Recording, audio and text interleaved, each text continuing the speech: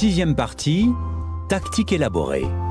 Comment passer du statut de simplement bon à vraiment très bon. Chapitre 18, la vérité sur le talent, inné ou acquis. Tout le monde ou presque connaît Michael Phelps, l'un des plus grands athlètes de tous les temps. Phelps a remporté plus de médailles olympiques que n'importe quel nageur, mais aussi plus que n'importe quel athlète olympique, tous sports confondus. Peu de gens connaissent Hicham El Guerrouj, pourtant ce fut un athlète fantastique. El Guerrouj est un coureur marocain qui remporta 2 médailles d'or olympiques et qui est l'un des plus grands coureurs de demi-fond de tous les temps. Durant de nombreuses années, il a détenu le record du monde du mile, ainsi que du 1500 mètres et du 2000 mètres. En 2004, aux Jeux olympiques d'Athènes, il remporta la médaille d'or du 1500 mètres et du 5000 mètres. Ces deux athlètes sont extrêmement différents à bien des égards. L'un concourait sur terre et l'autre dans l'eau. Mais surtout, leurs tailles sont très différentes. El Guerrouj mesure 1,76 m, alors que Phelps mesure 1,94 m. Malgré cet écart de taille, les deux hommes ont un point commun, ils ont la même longueur de jambes. Comment est-ce possible ? Phelps a des jambes relativement courtes pour sa taille et un très long torse, la morphologie idéale pour la natation. El Guerrouj a des jambes incroyablement longues et un torse court, la morphologie idéale pour la course à pied. Maintenant, imaginez que ces athlètes de classe mondiale doivent changer de sport. Compte tenu de sa forme remarquable, Michael Phelps pourrait-il devenir un coureur de distance olympique avec suffisamment d'entraînement ? C'est peu probable. Au meilleur de sa forme physique, Phelps pesait 87 kg, soit 40% de plus que El Guerrouj, qui courait avec un poids ultra léger de 62 kg. Les coureurs les plus grands sont des coureurs plus lourds, et chaque kilo supplémentaire est une charge supplémentaire lorsqu'on est coureur de fond. Phelps partirait vaincu dès le début. De même, El Guerrouj peut être l'un des meilleurs coureurs de l'histoire. Il est peu probable qu'il se qualifie un jour pour les Jeux olympiques en tant que nageur. Depuis 1976, les médaillés d'or olympiques du 1500 mètres masculin mesurent en moyenne 1,77 m. En comparaison, la taille moyenne des médaillés d'or olympiques aux 100 mètres libres masculins est de 1,93 m. Les nageurs ont tendance à être grands et à avoir un dos et des bras longs, ce qui est idéal pour évoluer dans l'eau. El Guerrouj serait très désavantagé avant même de plonger dans la piscine. Le secret pour optimiser vos chances de réussite est de choisir le bon domaine de compétition. Cela s'applique aussi bien au sport qu'aux affaires. Les habitudes sont plus faciles à exécuter et plus satisfaisantes si elles sont dans la lignée de vos dispositions et capacités naturelles. Comme Michael Phelps dans la piscine ou Hicham El Guerrouj sur la piste, choisissez une discipline dans laquelle vous excellez. Pour adopter cette stratégie, il faut accepter que chacun naisse avec des capacités différentes. Certains pensent qu'il n'y a pas matière à discuter sur le sujet. En apparence, vos gènes semblent être figés et il n'y a aucun intérêt à parler de choses que vous ne pouvez pas contrôler.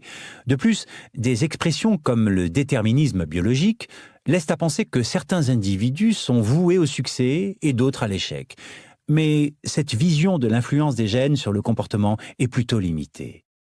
La force de la génétique est aussi sa faiblesse. Les gènes sont difficilement modifiables, ce qui signifie qu'ils offrent un avantage considérable dans des circonstances favorables et un inconvénient considérable dans des circonstances défavorables. Si vous voulez être un bon dunker au basket, il est très utile de mesurer plus de 2 mètres. Si vous souhaitez pratiquer la gymnastique, mesurer 2 mètres sera plutôt un frein. Notre environnement détermine la pertinence de nos gènes et l'utilité de nos talents naturels. Lorsque notre environnement change, il en va de même pour les qualités qui déterminent notre réussite. Cela s'applique non seulement aux caractéristiques physiques, mais aussi aux qualités mentales. Si vous me demandez de vous parler des habitudes et du comportement humain, je pourrais vous répondre car je suis spécialiste du domaine. En revanche, si vous me demandez conseil sur le tricot, la propulsion de fusée ou des accords de guitare, n'ayant aucune compétence dans ces domaines, je ne pourrai pas vous aider.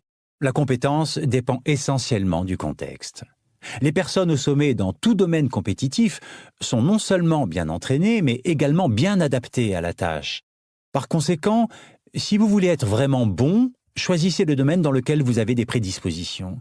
En bref, Les gènes ne déterminent pas votre destin, ils déterminent vos domaines de compétences.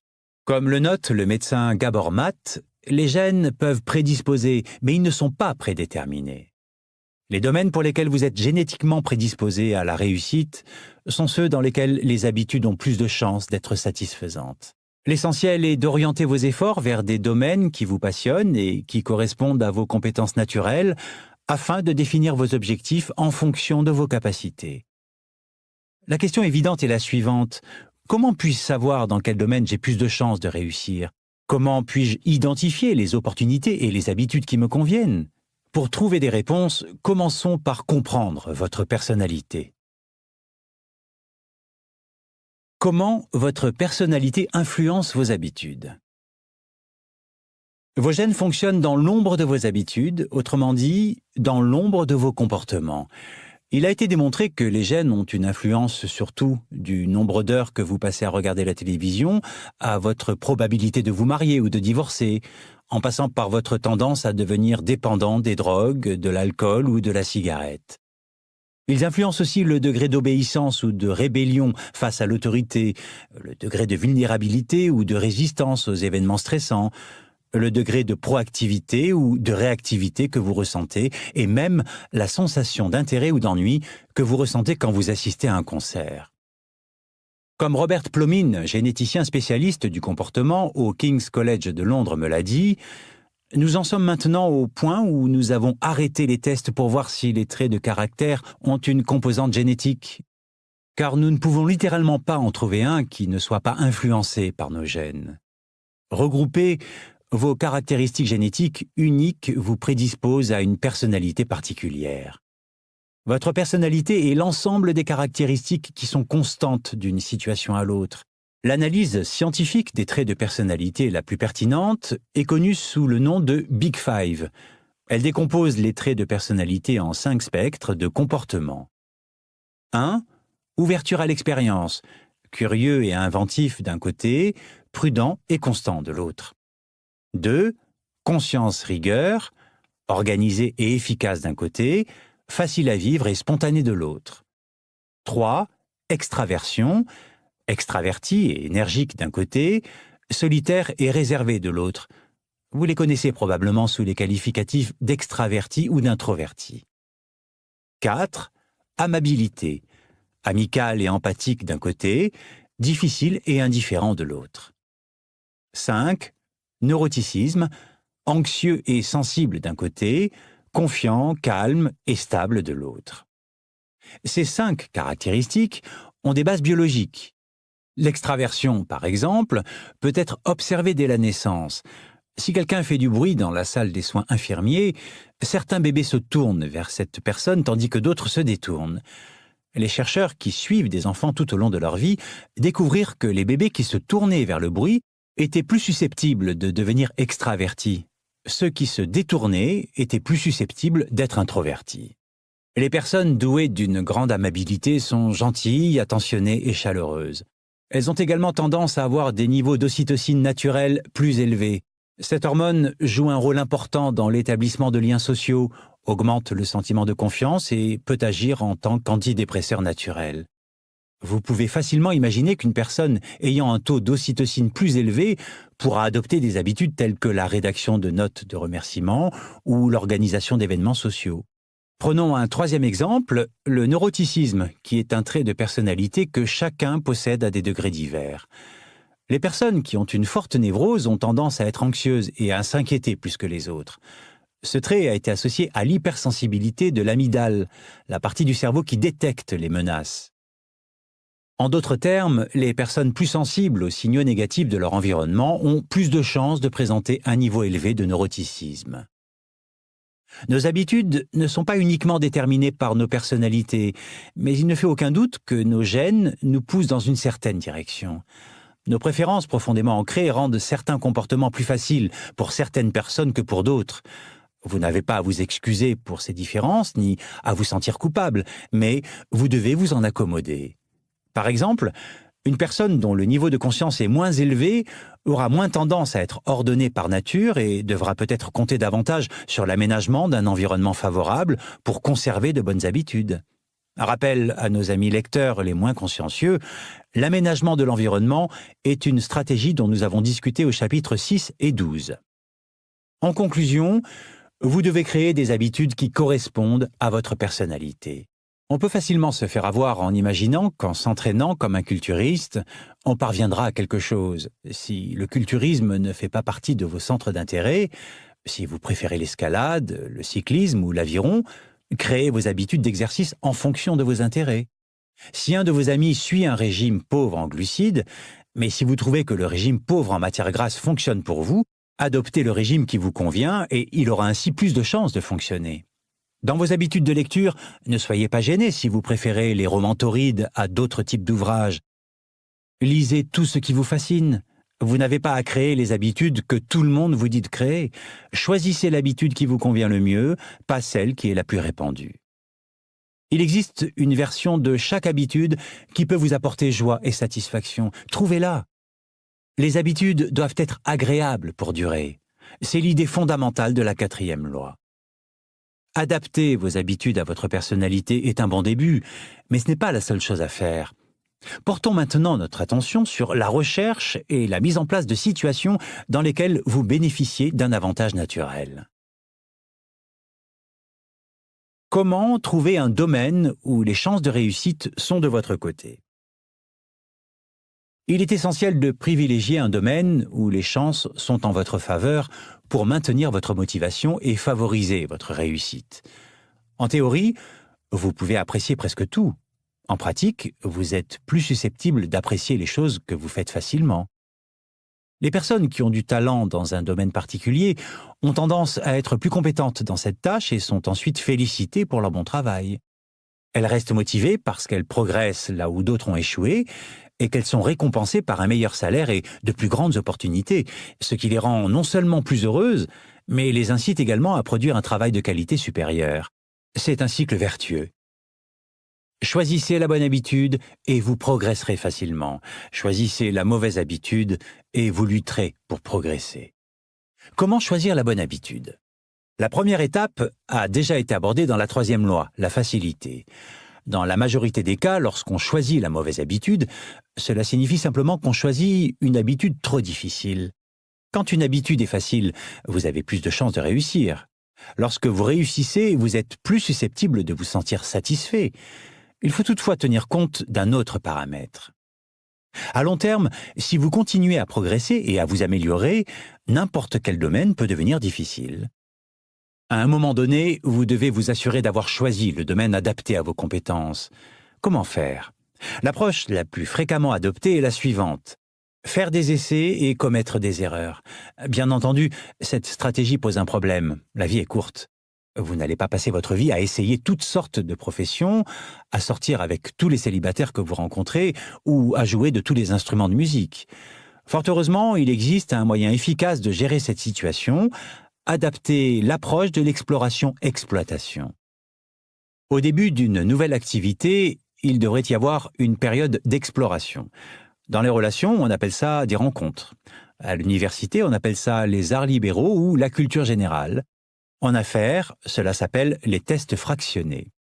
L'objectif est d'essayer de nombreuses possibilités, de rechercher un large éventail d'idées et de créer un vaste réseau d'opportunités. Après cette période d'exploration initiale, concentrez-vous sur la meilleure solution que vous avez trouvée, mais continuez à expérimenter à l'occasion. Trouvez le bon équilibre entre vos réussites et vos échecs. Si vous réussissez, exploitez, exploitez, exploitez. Si vous échouez, continuez d'explorer, explorer, explorer. À long terme, il est probablement plus efficace de travailler sur la stratégie qui semble produire les meilleurs résultats environ 80 à 90% du temps et de continuer à explorer les 10 à 20% restants. Tout le monde sait que Google demande aux employés de consacrer 80% de la semaine de travail à leur travail officiel et 20% à des projets de leur choix, ce qui a conduit à la création de produits phares tels que AdWords et Gmail. L'approche optimale dépend également du temps dont vous disposez. Si vous avez beaucoup de temps, par exemple au début de votre carrière, il est plus logique d'explorer car une fois que vous avez fait le bon choix, vous avez encore suffisamment de temps pour l'exploiter. Si vous êtes pressé par le temps, disons au fur et à mesure que vous avancez vers la date limite d'un projet, vous devez mettre en œuvre la meilleure solution que vous avez trouvée jusqu'à présent et obtenir des résultats. Lorsque vous explorez différentes options, posez-vous des questions pour définir continuellement les habitudes et les domaines les plus satisfaisants pour vous. Qu'est-ce qui est un jeu d'enfant pour moi, mais une corvée pour les autres ? Le fait de savoir si vous êtes fait pour une tâche ne consiste pas à savoir si vous l'aimez, mais plutôt à savoir si vous pouvez gérer la difficulté de la tâche plus facilement que la plupart des gens. Quand vous amusez-vous pendant que d'autres personnes se plaignent ? Toute tâche que vous faites avec facilité, mais qui est une corvée pour les autres, est la tâche pour laquelle vous êtes fait. Qu'est-ce qui me fait perdre la notion du temps ? Le flow est l'état mental dans lequel vous entrez lorsque vous êtes tellement concentré sur la tâche à accomplir que le reste du monde disparaît. Ce mélange de bonheur et de performance maximale est ce que les athlètes et les artistes expérimentent lorsqu'ils se trouvent au top. Il est presque impossible de faire l'expérience d'un état de flow si l'on ne trouve pas une tâche satisfaisante, au moins dans une certaine mesure. Dans quel domaine puis-je obtenir une meilleure performance que la personne lambda ? Nous nous comparons continuellement à ceux qui nous entourent et un comportement a plus de chances d'être satisfaisant lorsque la comparaison nous est favorable. Quand j'ai commencé à écrire sur jamesclear.com, ma liste de diffusion s'est très vite étoffée. Je ne savais pas trop pourquoi, mais je savais que les résultats semblaient arriver plus vite pour moi que pour certains de mes collègues, ce qui me motivait à continuer à écrire. Qu'est-ce que je fais naturellement ? Oubliez un instant ce que vous avez appris, oubliez ce que la société vous dit, oubliez ce que les autres attendent de vous. Regardez en vous-même et demandez-vous, qu'est-ce qui est naturel pour moi ? Quand est-ce que je me suis senti en vie ? Quand est-ce que j'ai eu l'impression d'être moi-même ? Sans jugement interne ou volonté de faire plaisir aux autres, sans sentiment de doute ni autocritique, simplement avec un sentiment d'implication et de plaisir. Chaque fois que vous vous sentez authentique et légitime, vous prenez la bonne direction. Pour être honnête, une partie de ce processus repose principalement sur la chance. Michael Phelps et Hicham El Guerrouj ont eu la chance de naître avec un ensemble de capacités rares, hautement valorisées par la société, et d'être placés dans l'environnement idéal pour mettre en application ces capacités. Nous restons peu de temps sur cette planète, et ceux qui marquent leur passage sont non seulement ceux qui travaillent dur, mais qui ont également la chance de saisir des opportunités qui les favorisent. Mais que faire si vous ne voulez pas laisser le hasard et la chance décider pour vous ? Si vous ne pouvez pas trouver un domaine où les chances en votre faveur sont nombreuses, créez-en un. Scott Adams, le dessinateur de Dilbert, déclara « Chacun a au moins quelques domaines dans lesquels il pourrait faire partie des 25% les plus performants s'il s'en donne un peu la peine. » Dans mon cas, je dessine mieux que la plupart des gens, mais je ne suis pas un artiste. Et je ne suis pas plus drôle que l'humoriste lambda qui ne réussit jamais à se faire connaître, mais je suis plus drôle que la plupart des gens. L'avantage, c'est que peu de gens savent bien dessiner et écrire des blagues. C'est la combinaison des deux qui rend ce que je fais si rare.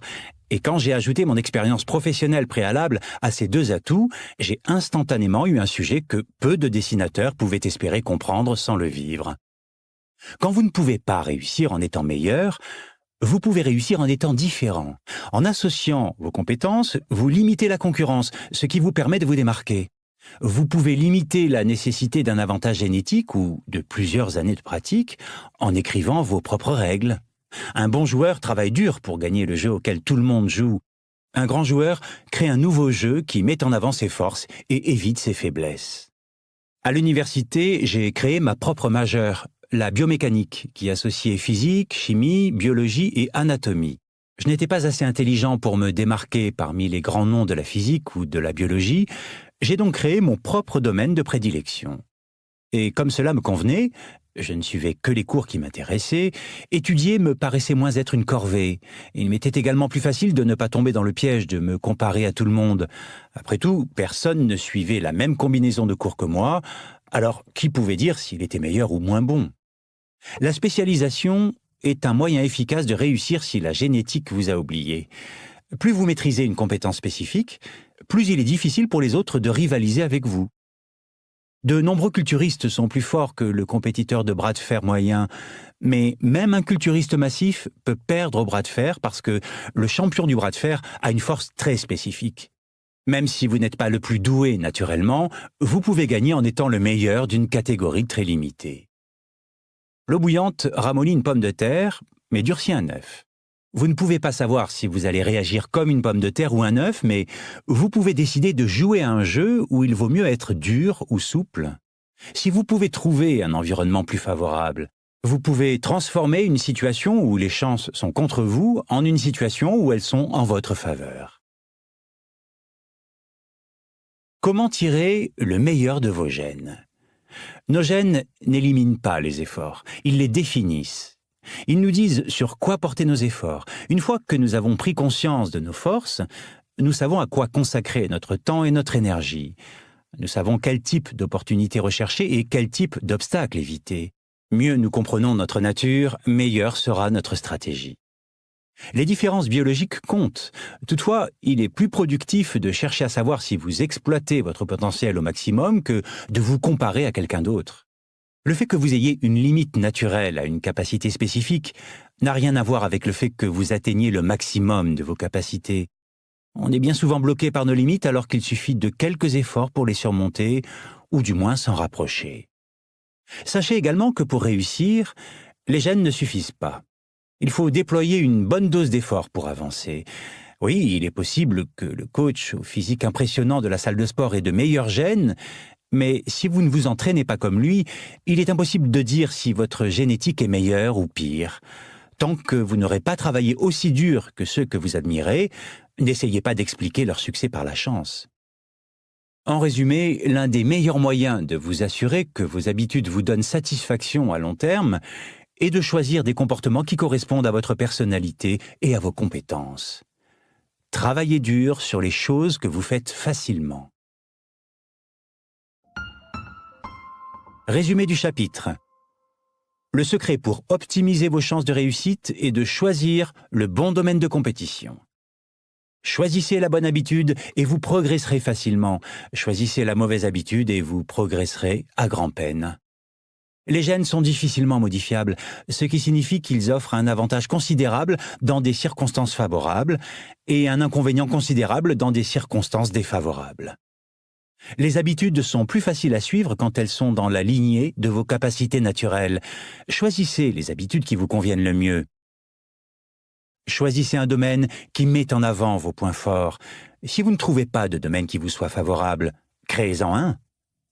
Nos gènes n'éliminent pas les efforts, ils les définissent. Ils nous disent sur quoi porter nos efforts.